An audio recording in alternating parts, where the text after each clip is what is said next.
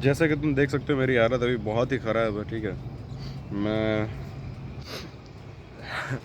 तुम बता नहीं सकता मैं कैसे हूँ और क्या कर रहा हूँ एग्जैक्टली, ठीक है। बट द थिंग इज, लोग सोचते कि अब there is no coming back, ठीक है। अभी भागने के सिवा और कोई मतलब चारा है नहीं।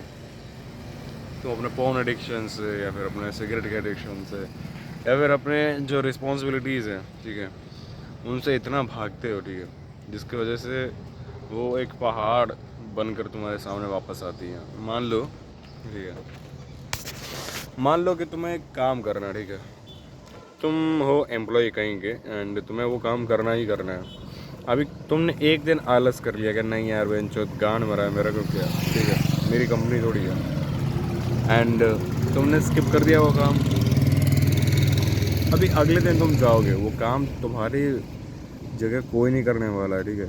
You are living in a corporate life and अगले दिन वो काम पेंडिंग है। अब तुम्हें वो पिछले दिन का भी काम करना है, तुम्हें आज का भी काम करना है, क्योंकि काम पाइल अप हुआ। अब तुम्हें और आलस आएगा क्योंकि तुमने एक दिन आलस कर दिया है ऑलरेडी, ठीक है।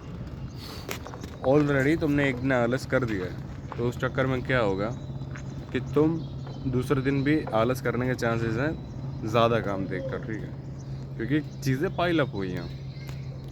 फिर तुमने दूसरा दिन आलस कर दिया, फिर तीसरे दिन पाइल अप होगा, और ऐसे करते करते बहुत सारा काम हो जाएगा एंड काम का लग जाएगा पहाड़। अब तुम सोचोगे there is no coming back, अब इस पहाड़ से कैसे लड़ूँ, अब इस पहाड़ से कैसे मैं लड़ूँ, राइट। या फिर मान लो कि तुम फ़ोन देखते हो, तुम रोज़ फ़ोन, तुमने पहले है ना फ़ोन देखना शुरू किया बचपन में कभी, ठीक है, आज के 5 6 साल 8 साल पहले, एंड तुम मज़ा आता था। अब तुम मज़ा नहीं आता, ठीक है। अब तुम्हारे पास बॉडी को आदत है, इसे तुम कर देते हो, लेकिन तुम्हें कुछ खास मज़ा नहीं आता, तुम्हें सिर्फ गिल्ट होता है।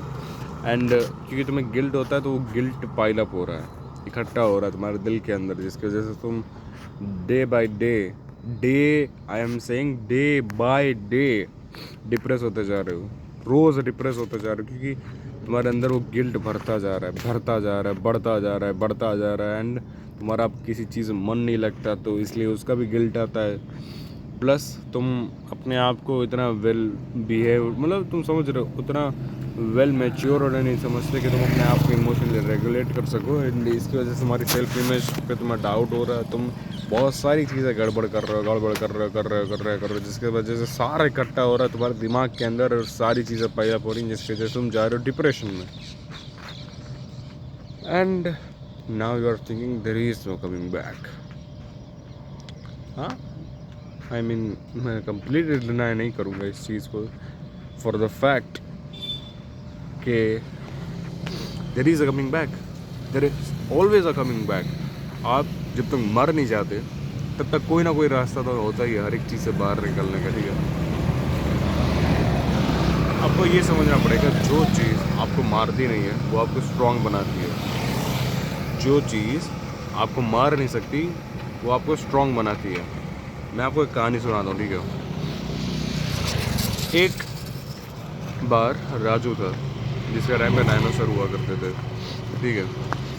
तो राजू के टाइम पे जब डायनासोर हुआ करते थे तो उसकी बॉडी उसको प्रोटेक्ट किया करती थी।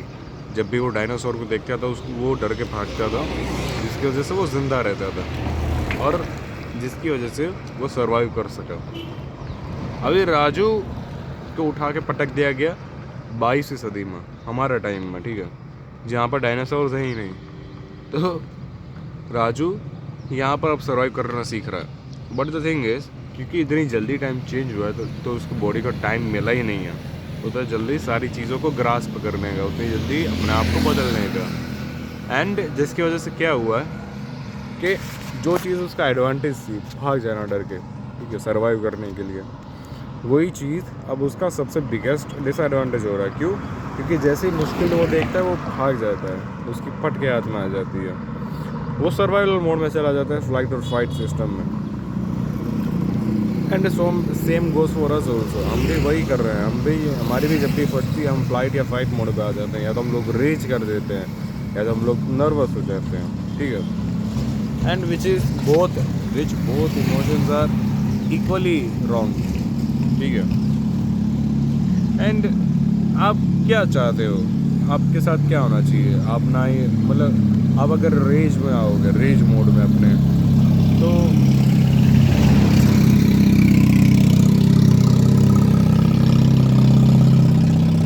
अगर आप रेज मोड में आओगे, ठीक है, तो सारी चीज़ें गड़बड़ी होंगी।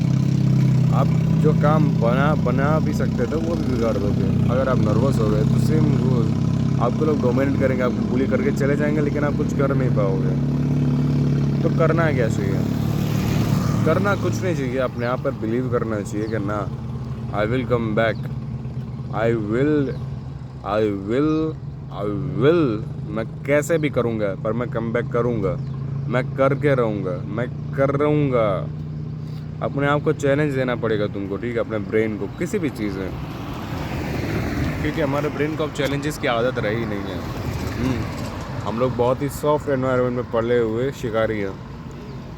अभी कोई भी शिकारी होता है, मान लीजिए शेर भी है, ठीक है, अगर वो सॉफ्ट एनवायरनमेंट जैसे कि जू हो गया, उसमें बचपन से पला बड़ा है, तो उसमें वो ताकत रह ही नहीं जाती जो वो जंगल में उसके पास होती है, ठीक है, क्योंकि बचपन से उसको सॉफ्ट एनवायरनमेंट मिला है।